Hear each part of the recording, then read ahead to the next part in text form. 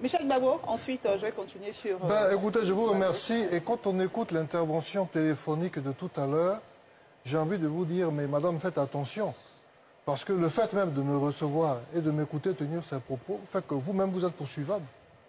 Voilà le danger de cette loi.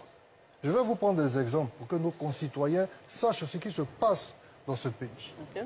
Prenez le cas du lieutenant Bawa, libéré après plusieurs années.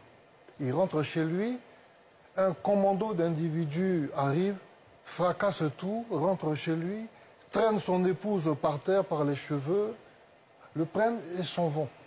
Cette pauvre femme se plaint sur les réseaux sociaux. Finalement, le procureur de la République est obligé de faire un document pour dire que non, c'est moi qui les ai envoyés.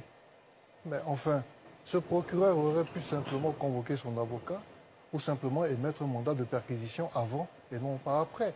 Mais cette femme, avec cette loi, aujourd'hui, elle est poursuivable. Voilà. Un autre exemple. Aoussou Jano, Premier ministre, passe sur les chaînes internationales et déclare « Oui, Michel Gbagbo, on l'a arrêté parce qu'il était chez son père. » Quel est ce délit d'être chez son père? Quel est ce délit? Et si je conteste cette arrestation, alors je suis poursuivable parce que je manifeste de la solidarité envers Michel Gbagbo. Okay. Monsieur Oulaï Hubert a reçu la visite il y a quelques années de forces encagoulées qui se sont enfermées avec sa nièce dans une chambre, qui ont violenté cette nièce. Quel était le but de cela? Ensuite, ils l'ont traîné et ils l'ont amené en justice. C'est ça la procédure? Et si je suis en solidarité avec M. Oulaï Hubert, ancien ministre, qui est aujourd'hui président du groupe parlementaire du PPACI, alors je suis poursuivable, je suis attaquable et on peut me mettre en détention. Et j'ai ainsi plein d'exemples.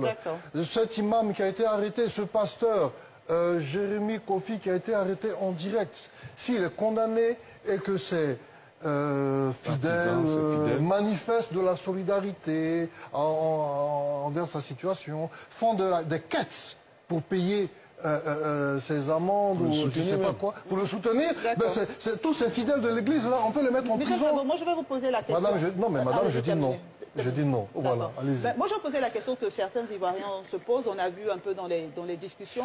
On sait que le projet de loi a été voté en commission. La question, c'est pourquoi avoir voté ce projet en commission quand vous n'étiez pas d'accord, et je parle de l'opposition du groupe parlementaire PPACI notamment, sur cette proposition?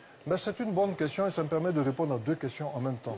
Premièrement, vous savez que la procédure parlementaire est telle qu'un texte peut passer en commission et être mis en cause ensuite en plénière. C'est la règle. Deuxième chose, contrairement à ce que mon cher frère a dit tout à l'heure, je ne suis pas mal fondé à faire ce projet d'amendement. La preuve, c'est que l'amendement est passé, on en a discuté. Bon, c'est vrai que j'ai perdu parce qu'ils ont une majorité mécanique à l'Assemblée nationale. Mais enfin, la procédure a été suivie et j'étais bien fondé. Je vous remercie.